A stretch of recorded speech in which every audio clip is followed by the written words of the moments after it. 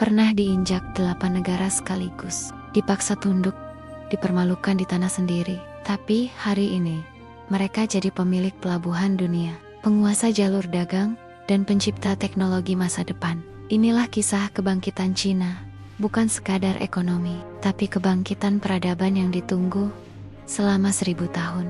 Semuanya dimulai dari kehancuran. Tahun 1839, Perang Candu meledak. Inggris menyerang China, bukan demi tanah, tapi demi candu. Kekaisaran Qing dipaksa membuka pelabuhan, menyerahkan Hong Kong, dan membiarkan bangsanya tenggelam dalam kecanduan.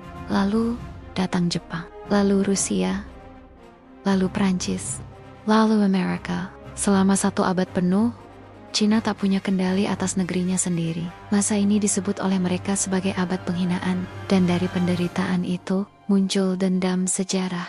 1911, dinasti Qing runtuh. China berubah jadi republik, tapi tak pernah benar-benar stabil. Perang saudara, kelaparan, invasi Jepang, dan kekacauan politik merobek negeri ini. Pada 1949, Mao Zedong mendirikan Republik Rakyat Tiongkok. Komunis mengambil alih, tapi jalan menuju kekuatan Peneluka, revolusi kebudayaan, menghancurkan cendekiawan. Lompatan jauh ke depan malah membawa kelaparan massal. China jadi negara tertutup, miskin, kelaparan, dan penuh ketakutan.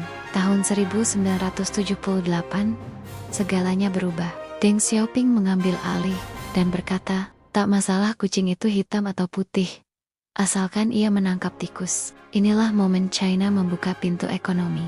Kapitalisme diperbolehkan, tapi tanpa mengganti ideologi. China jadi negeri aneh.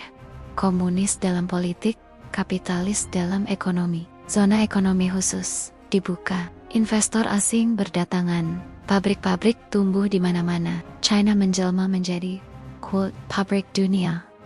Quote, dalam 30 tahun, lebih dari 800 juta orang keluar dari kemiskinan. Infrastruktur dibangun besar-besaran, jalan tol, kereta cepat, pelabuhan laut dalam. China mulai membeli perusahaan-perusahaan luar negeri, dari tambang Afrika hingga klub bola Eropa. Kemudian, mereka membuat mega proyek Belt and Road Initiative, jalur sutra versi modern. Dari Asia Tengah, Timur Tengah, sampai Eropa dan Afrika, China membangun pelabuhan, rel, jalan, bahkan utang. China tak lagi menjual barang murah. Mereka menjual masa depan. China tak puas jadi pabrik. Mereka ingin jadi otak. Huawei, TikTok, Alibaba. Perusahaan mereka kini menguasai teknologi global. Mereka menyalip barat dalam AI, jaringan 5G, dan eksplorasi luar angkasa. Di sisi militer, China tak banyak bicara, tapi diam-diam memperkuat angkatan laut terbesar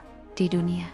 Rudal Hypersonic, basis militer luar negeri, dan lewat budaya, film, drama, Confucius Institute. Mereka menyebarkan pengaruh halus ke seluruh dunia.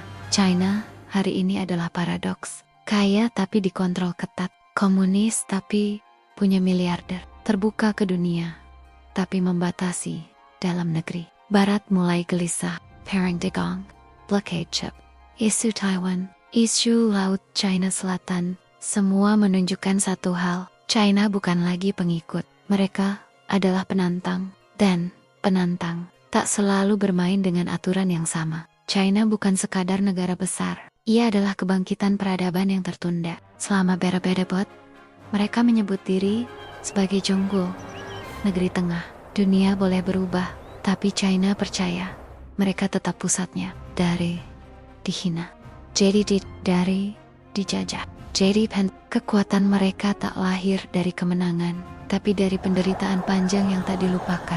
Like kalau lo suka kisah kebangkitan bangsa-bangsa besar, komen bangsa mana yang harus kita bahas setelah ini. Dan jangan lupa subscribe, karena sejarah dunia sedang ditulis ulang di hadapan kita.